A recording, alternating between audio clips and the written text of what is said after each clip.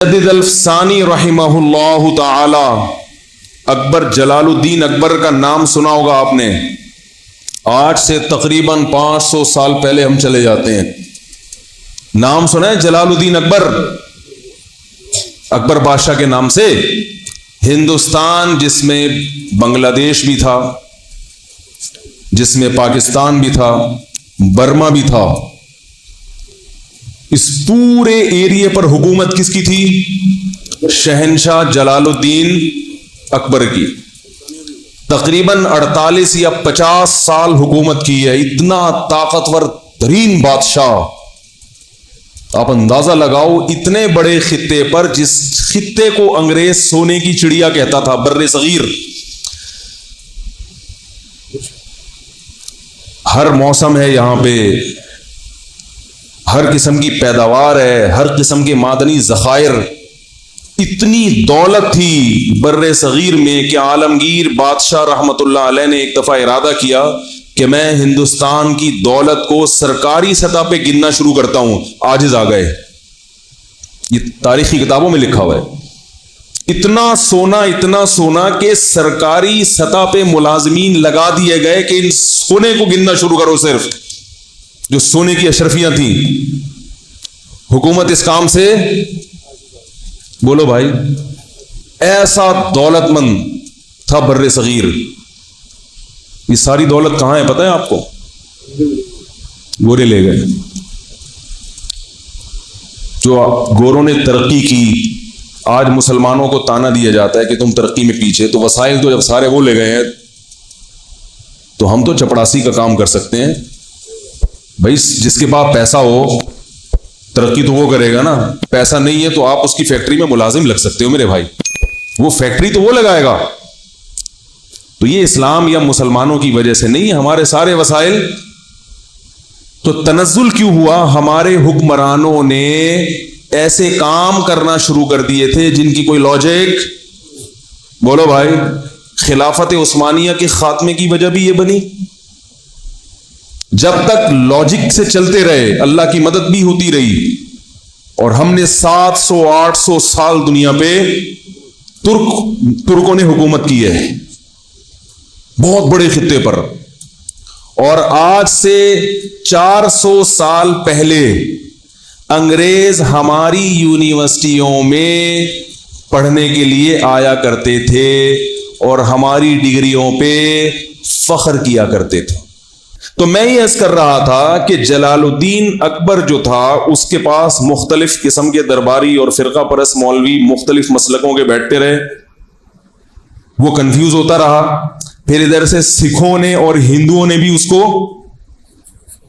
تو آہستہ آہستہ وہ بگڑنا شروع۔ قصہ مختصر بتاؤں گا، ایسا بگڑا ہے کہ لبرل پنے کی انتہا کو پہنچ گیا۔ اس نے کہا یہ سب صحیح ہے۔ اگر کہتا سب غلط ہے تو بھائی حکومت غلط لوگوں پہ کر رہے ہو تم، ٹھیک ہے نا؟ بادشاہ کا کام ہوتا ہے نا سب کو جوڑ کے چلنا۔ اس نے کہا سب کیا ہے؟ صحیح ہے، اسلام بھی ٹھیک ہے اور ہندو بھی ٹھیک ہے، سکھ بھی ٹھیک ہے۔ بیزار آ گیا دین اور مذہب سے، یہاں تک کہ ایک وقت آیا کہ کلمے کا اس نے انکار کر دیا۔ اب جو علماء تھے، جو اہل حق تھے، انہوں نے جلال الدین اکبر کے خلاف فتوے دینا شروع کر دی، کیونکہ اس نے واضح لفظوں میں کفر کرنا شروع کر دیا تھا۔ خنزیر کی پوجا کرنا شروع کر دی اس نے، خنزیر کی عبادت۔ اتنا براڈ مائنڈڈ تو ہمارے زمانے میں بھی خنزیر کی ختنے پر پابندی لگا دی۔ بہت سارے الٹے کام کہ آج روح کانپ جاتی ہے، ایسا ہو گیا تھا۔ تو جب اس نے کفر کرنا شروع کیا اور بالکل واضح ہے، تو علماء نے اس کے خلاف، بولو بھائی، بغاوت ہو نہیں سکتی تھی، اتنا طاقتور تھا کہ ذرا سی اس کو بھنک پڑ جاتی، اس کے سر قلم۔ بہت پاورفل آدمی تھا، 48 سال جس نے حکومت کی، وہ معمولی تو نہیں ہے نا، اور بادشاہوں کے خاندان میں پیدا ہوا ہو، حکومت کرنا جانتا بھی ہو۔ تو نتیجہ یہ نکلا کہ آہستہ آہستہ ہندوستان میں جو عدالتوں میں اسلام رائج تھا وہ بھی عدالتوں سے ختم ہونا، کیونکہ پہلے حکومت خراب ہوتی ہے، پھر لا چینج ہونا شروع ہو جاتا ہے. علماء اس کے خلاف ہو گئے. کوئی عالم اگر اس کو سمجھانے کے لیے، بادشاہوں کو جب بھی سمجھایا جاتا ہے تو پہلے ان کی عزت اور تعظیم، بادشاہ کو سمجھانے کا وہ طریقہ نہیں ہوتا حکومت کو سمجھانے کا جو ایک ملازم کو سمجھانے کا ہوتا ہے. کیا خیال ہے بھائی؟ ملازم کو آپ ایک دفعہ بولے کہ بھائی انسان کا بچہ بن جا، تیرے کو میں نے کیا کر گیا تھا، میں اس پہ وہ اپنی بے عزتی محسوس نہیں کرے گا. بادشاہ کو اگر آپ بولے گے انسان کے بچے بن جاؤ، اس کے منہ پہ جب آپ ایسے بولو گے تو وہ آپ کو کچھ اور بنا دے گا. اس موقع پر مجدد الف ثانی کا مطلب دوسری 1000ویں صدی، 1000 سال ختم ہو چکا تھا اور دوسرا 1000واں ہجری کا. حدیث میں آتا ہے نا، اللہ تعالیٰ ہر صدی کے شروع میں کسی ایسے مجدد کو بھیجے گا تو دین کی تجدید کرے گا. یہ صحرا مجدد الف ثانی رحمۃ اللہ علیہ کے سر جاتا اور اتفاق سے وہ بھی حنفی تھے. میں پھر بھی کہہ رہا ہوں، میرا مقصد اس کو ہائی لائٹ کرنے سے آپ کو حنفی بنانا نہیں ہے، احناف کا بغض آپ کے دلوں سے نکالنا ہے کہ یہ کارنامہ بھی کسی حنفی کے کھاتے میں گیا ہے، ورنہ ہندوستان میں اسلام تہز نہز ہو گیا تھا. یہ وقت کے بہت بڑے عالم تھے اور تصوف میں بھی انتہا کو پہنچے ہوئے تھے. تصوف کا تذکرہ بھی اس لیے کر رہا ہوں تاکہ تصوف کا بغض جو آپ کے دلوں میں بھرا ہوا ہے نا وہ بھی نکالوں. صوفیوں کی 2 قسمیں ہیں، ایک بدعتی اور ایک قرآن و سنت کے پابند. آپ تصوف کا سرے سے ہی انکار کر دو، یہ غلط ہے، یہ غلو ہے، یہ مبالغہ ہے. دین کی خدمت میں، دین کو بچانے میں جہاں مجاہدین کا بہت بڑا کردار ہے، صوفیاء کرام کا کردار بھی کسی سے کم نہیں ہے. اور جہاد میں بھی صوفیہ کا بہت بڑا کردار ہے. اکثر بڑے بڑے جو اسلامی تاریخ میں ہیروز گزرے ہیں وہ کسی بزرگ سے ان کا باقاعدہ اصلاحی تعلق تھا اور کسی کی صحبت میں رہ کے انہوں نے اللہ اللہ کرنا سیکھا تھا. جب تک اللہ کے عشق کی چنگاری بزرگوں کی صحبت میں رہ کے دل میں نہیں لگتی، اس وقت تک کتنے بڑے کارنامے انجام دینا انسان کے لیے بہت مشکل ہے. خشک علم جو ہے نا، خشک علم، یہ انسان سے کوئی بڑا کام نہیں کرواتا. تو مجدد الف ثانی رحمت اللہ علیہ نے پورے بر صغیر کا سفر کیا اور اس کا ارادہ کیا کہ اکبر بادشاہ کا قرب حاصل کر کے، محبت کے ساتھ اس کی تعظیم کر کے، بہت آرام سے، امن اور شانتی کے ساتھ اس کو رام کرنے کی، بولو بھائی، کوشش. اور یہ ظاہر اس کو پہلے ثابت کر دیا جائے اپنے عمل سے کہ نہ ہمیں حکومت کی لالچ اور نہ ہمیں پیسوں، نہ ہمیں کوئی مدرسے کا چندہ چاہیے آپ سے. آج کوئی کسی حاکم سے ملتا ہے نا، اس کو نماز سمجھانے کے لیے زکوٰۃ، تو وہ سمجھ جاتا ہے کہ مقصد کیا ہے مدرسے کا. مدرسے کا چندہ لینا بھی کوئی بری بات نہیں ہے، لیکن ایسے موقع پہ لینا. مجھے ایک صاحب کہنے لگے، وہ کیا بیان ہوا تھا میرا زبردست، تو انہوں نے کہا اب آپ ایک چندے کا بھی اعلان کریں. میں نے کہا اگر میں نے ابھی کوئی بھی کام ہو، چاہے غریبوں کے لیے چندہ کیوں نہ ہو، میں نے ابھی اعلان کیا تو لوگ بولیں گے مولوی صاحب چورن بیچنے آئے تھے. کیا بیچنے آئے تھے؟ چورن بیچ. پہلے نماز، روزہ، زکوٰۃ، ہاں وہی وہ مسئلہ یہ کہ وہ شاباش جیبیں خالی کرو.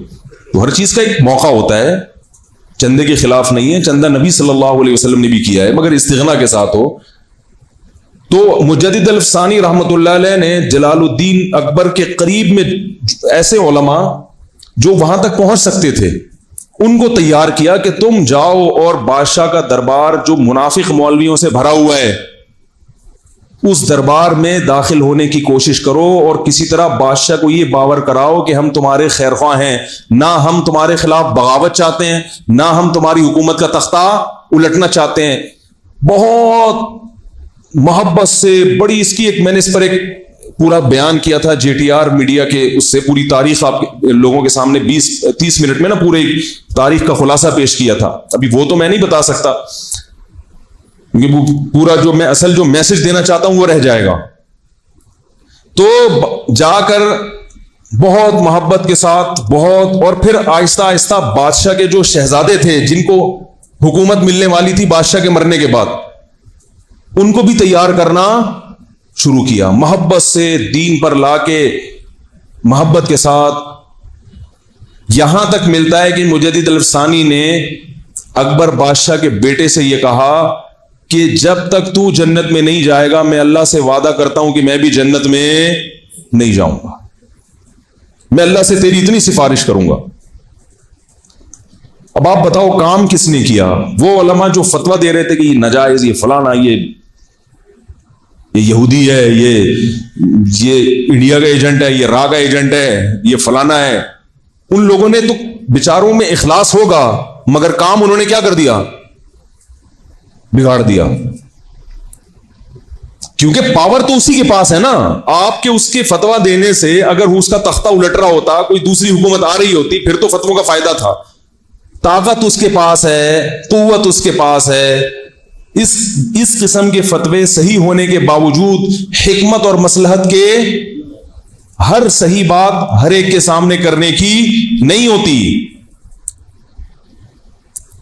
تو مجدد الافسانی رحمت اللہ علیہ نے ایسی پوری ٹیم تیار کر لی علماء کی جو حکومت کے دربار میں داخل ہونے میں کامیاب اور بادشاہ کی نظروں میں قرب حاصل کرنے میں کامیاب. بادشاہ کو یہ احساس ہو گیا کہ یہ لالچی لوگ نہیں ہیں.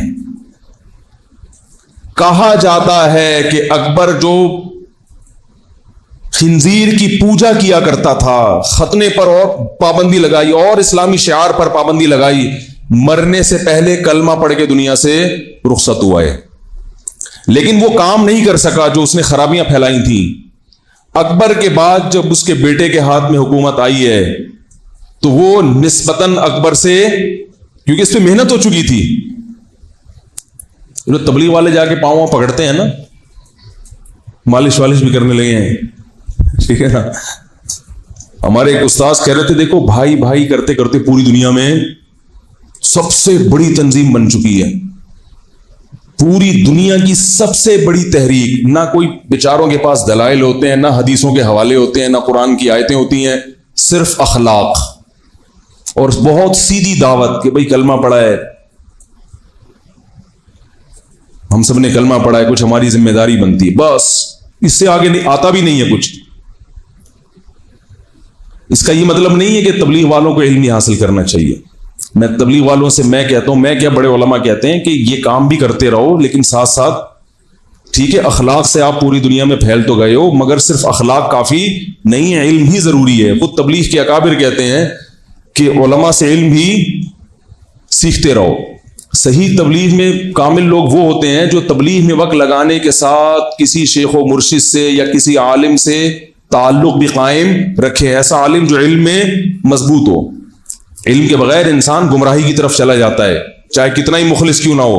تاریخ میں بڑے بڑے مخلصین ہیں جو گمراہ ہوئے ہیں. تو بالآخر اکبر کی اولاد میں عالمگیر بادشاہ پیدا ہوئے ہیں، اور وہ مجدد الافسانی رحمت اللہ علیہ جو ٹیم تیار کر کے دنیا سے جا چکے تھے. حضرت مجدد الافسانی کا تو انتقال ہو چکا تھا، لیکن عالمگیر بادشاہ پیدا ہوئے، وہ مجدد الافسانی کی محنتوں کا نتیجہ تھے.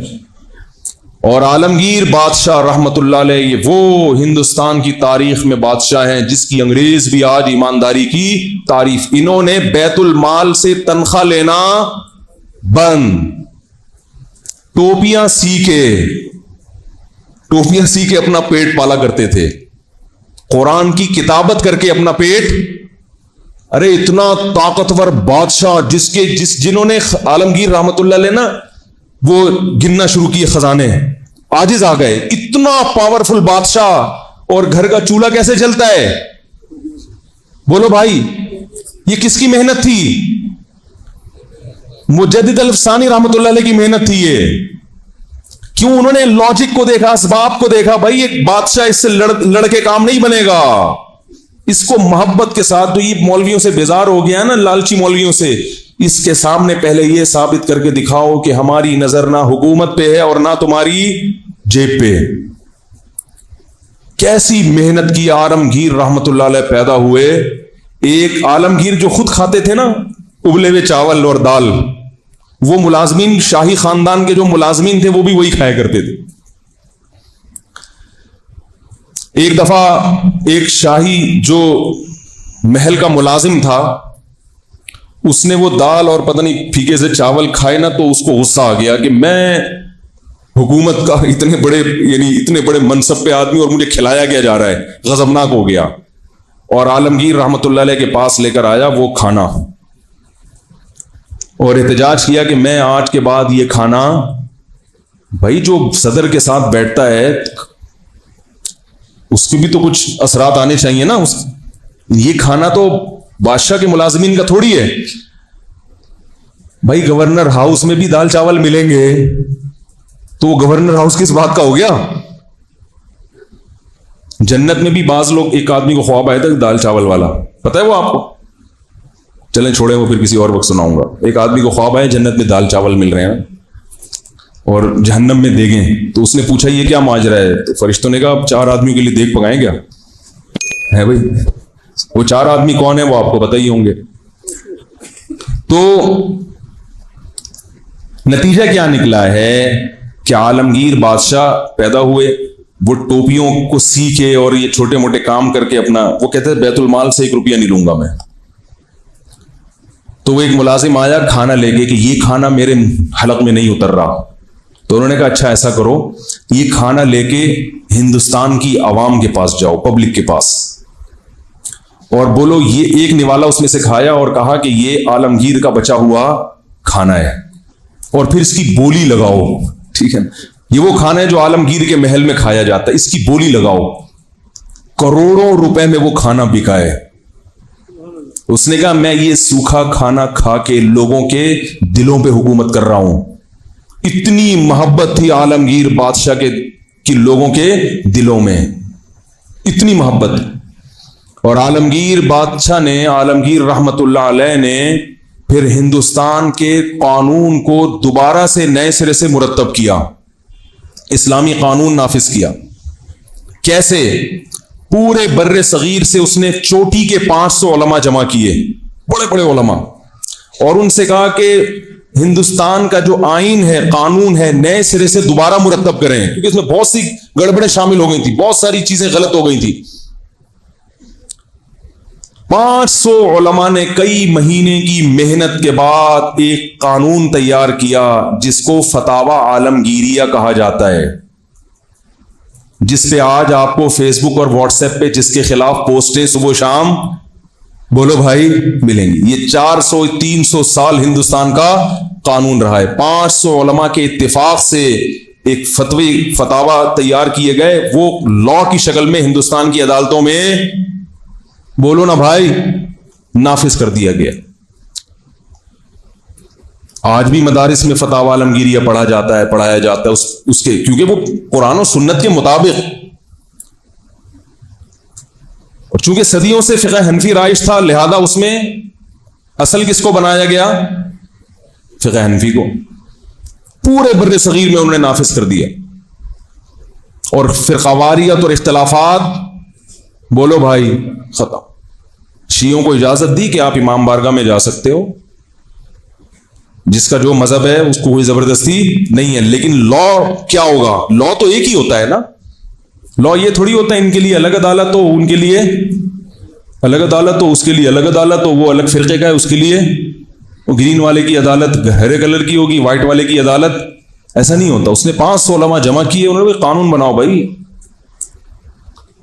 تو میں آپ سے عرض کر رہا تھا, دیکھو یہ مجدد الفسانی نے جو کام کیا لاجک کے مطابق کیا نا, اور کتنا بڑا انقلاب لے آئے. آج ہم مسلمان ہیں مجدد الفسانی رحمت اللہ علیہ کی محنتوں کی وجہ سے.